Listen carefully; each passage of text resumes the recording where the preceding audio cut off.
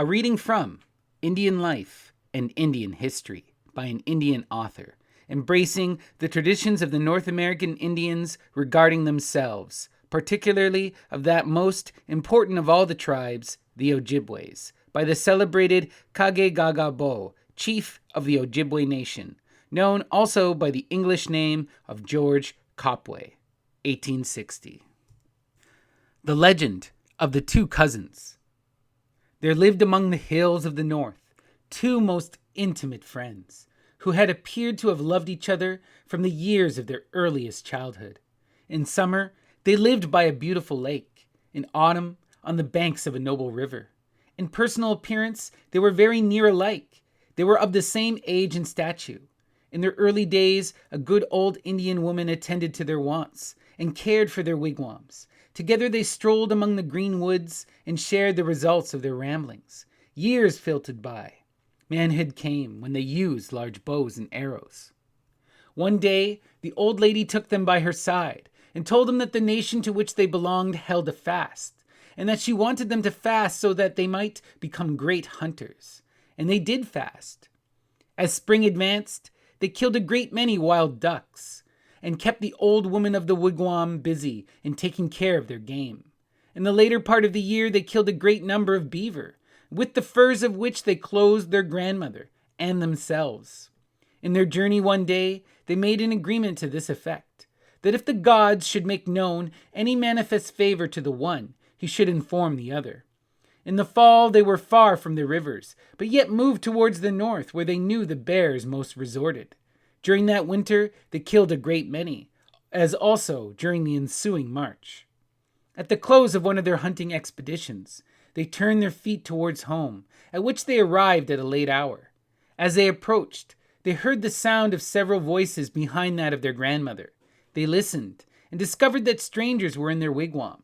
They entered and beheld two young, beautiful damsels seated in that part of the room in which they generally rested during the night. The hunters and the young women appeared very strange and modest.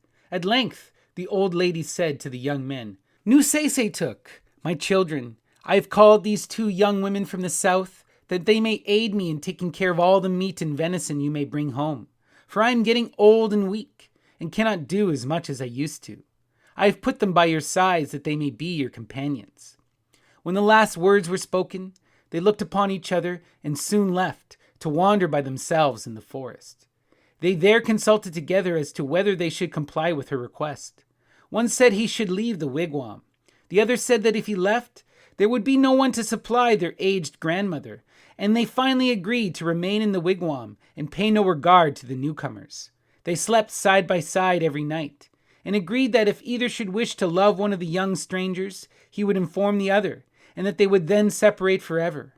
In February, they obtained a vast amount of game. The bears, having returned to their winter quarters, were easily found and captured.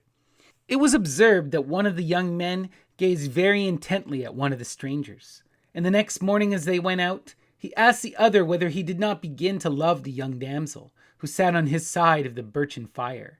He replied negatively. It was true that one of the cousins appeared to be deeply absorbed in thought every evening, and that his manner was quite reserved. After a fortunate hunting day, as they were wending their way home with their heavy burden of bear and deer, one accused the other of loving the young woman. "Tell me," he said, "and if you do, I will leave you to yourselves. If you have a wife, I cannot enjoy your company, or take the same delight with you as I do when we follow the chase." His cousin sighed and said, "I will tell you tonight as we lie side by side." At night they conversed together and agreed to hunt, and if they did not meet with success, they would separate. The next morning they went to the woods. They were not a great distance from each other during the hunt. The one who was in love shot only 5, while the other returned with the tongues of 20 bears. The former was all the time thinking of the damsel at home, while the latter thought only of his game, having nothing else to divert his mind.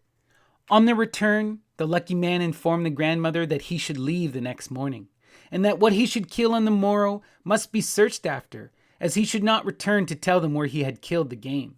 His cousin was grieved to find that his mind was made up to leave, and began to expostulate with him to change his determination, but he would not be persuaded to do so. The next day came. The young man who was to leave bound a rabbit skin about his neck to keep it warm, and having used on himself red and yellow paints, left. His cousin followed close in his rear, entreating him not to leave. "I will go," he said, "and live in the north, where I shall see but few persons, and when you come that way, you will see me." They walked side by side, until the departing cousin began to ascend, and as he did so, the other wept the more bitterly, and entreated him most perseveringly not to go.